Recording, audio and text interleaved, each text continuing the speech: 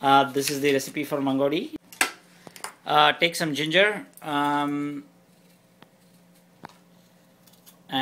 peel it. This is fresh coriander from the farmer's market. Chop the coriander finely. As you can see here, this is being chopped nice and fine. In parallel, this is the moong dal. This is dhuli moong dal, what they call, which is sliced, and the husk, the green husk that sits on top of this typically is all taken off.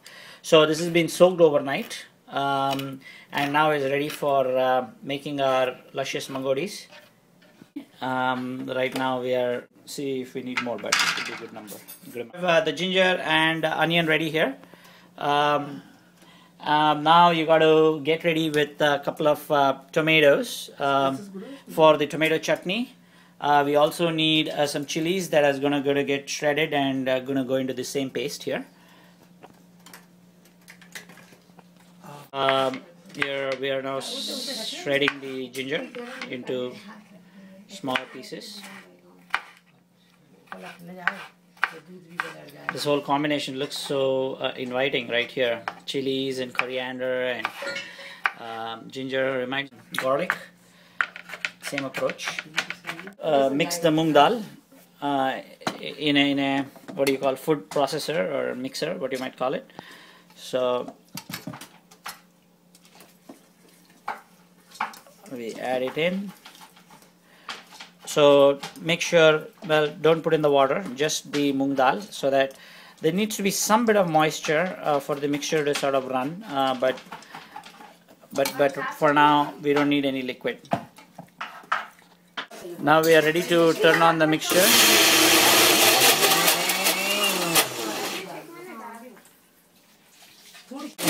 Now we're gonna grind the moong dal into a fine paste. So as you can see, we need a reasonably fine paste. I mean, but it should be coarse as well, because this is going to be kind of fried. So we need a coarse paste with this kind of consistency. So this is the reason we didn't put water as well, because it needs to be fried now. So you want as little water as possible. So now we have chopped the onion as well. I'm sorry, the chilies as well. We taken about, I think, 2 or I believe 3 chilies. So all that's been chopped in. So we have all the chopped ingredients pretty much ready.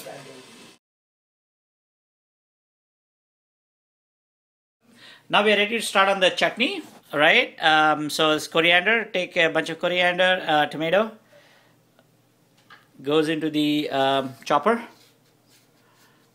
Cut the tomato and just slice it up.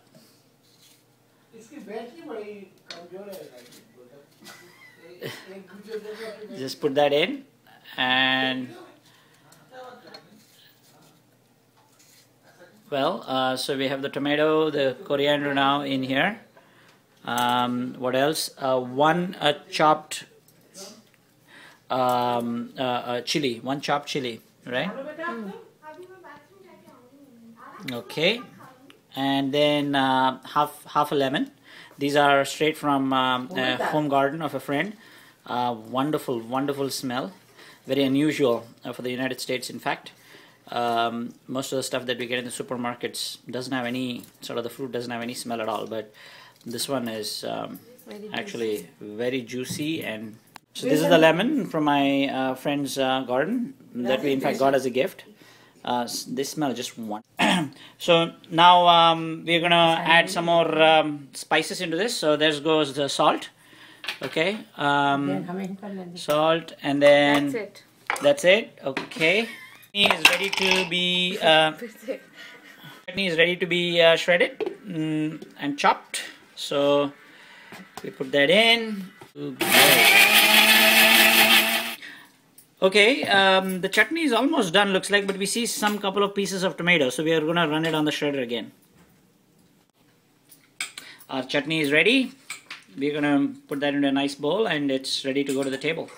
Okay, now the chutney, we're going to just garnish with a couple of pieces of coriander. Awesome, that's it. Nice, our chutney is ready. Now the next step is we mix the moong dal paste and the onion. There are other things that are going to go into this now. You can see. Into the Mangodi paste, we are going to now all the stuff that we've chopped out. The chopped chili goes in, the coriander goes in, as well as the ginger. The chilies was we put half of it into making the chutney, the other half went into the Mangodi paste. This is looking very, very yummy. So we cut actually 3 chilies, so of which basically a chili and a half into the Mangodi paste, the rest into the chutneys. So here we are mixing all the Mangodi ingredients, moong dal, onion, chili, all of these items. In addition, we added a little bit of besan to this. We're also adding some dhania powder right here. This is dhania powder, a little bit of salt. What else? Let's see what my mother-in-law is going to put in. Yep, okay, that's about it. And the besan, as I mentioned, we need to add a little bit of besan. Besan is chickpea flour. So this already went in here, into this. So you got to mix in a little bit of water as well for the besan, obviously, because it's dry powder. So, what is the kind of consistency we need? That's a good, that's the kind of question that we need to address. As you can see, it's not thin at all. Actually, it's pretty thick, so that when we actually make the see, that's the consistency we need. And we are just mixing it up. That's the action we need. Oh, looking good, looking good. So as you mix the batter, one of the key things is you got to keep mixing so that it gets aerated. It's pretty important, so that the Mangodis will turn out soft and fluffy. Now we gotta go putting the oil. We are using Tez mustard oil here. Well, of course you can use any brand, but you can use any oil also. In fact, in this case we are using mustard oil. Will give the lovely flavor of the mustard oil. Kind of, the Mangodi soaks it in the same flame. So we have now turned on the burner right here. You can see it's almost on high right here. So the setting is still on high for the oil. I think we can start testing, putting in a small bit of Mangodi in the oil. We're going to test it here. It ought to float to the surface. It ought to float to the surface, then we know the oil is ready, and it is, in fact. Seems like the stuff is floating to the surface. So we are ready to start making our Mangodis. There you go. So here's how you got to do it. Take a small piece, put that in. Yep. Keep putting it in. We are frying this is fried stuff, so not terribly healthy, but once in a while is just fine, and in small quantities. Put it in so that the whole surface area of the oil gets covered. That's pretty much the capacity for a single time, is how much you can add. My Maji is an expert at this. She's probably been doing this since childhood, so she knows this in and out. The pakodas are getting done. We're going to just, after a couple of minutes in the oil, we're going to turn it over. You'll see that some of those pieces are kind of joined together. We'll split it up a little bit. In a bit, we'll split it up. But for now, just turn it over.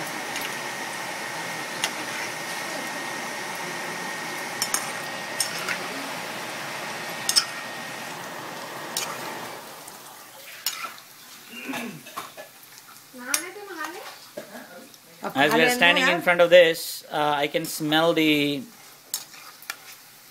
mustard oil. It's a bit of a pungent smell, but wonderful. It's always good to use stuff that's coming from natural sources, even oil, peanut oil or mustard oil or vegetable oil. There are things out there that you cannot really trace back, but always choose oil that comes from a known plant source or vegetable source. So you know the mangodis are getting done when they get brown. So we are getting to that point here. So we are taking it off the oil. Yeah, so they got to be golden brown, just to clarify. The yummy mangodis are ready. So, you know, I'm going to try to taste it and see how it's turned out. Mmm. It's yummy. Here, now the mangodi, put it on the plate and it's ready to go for you and your family.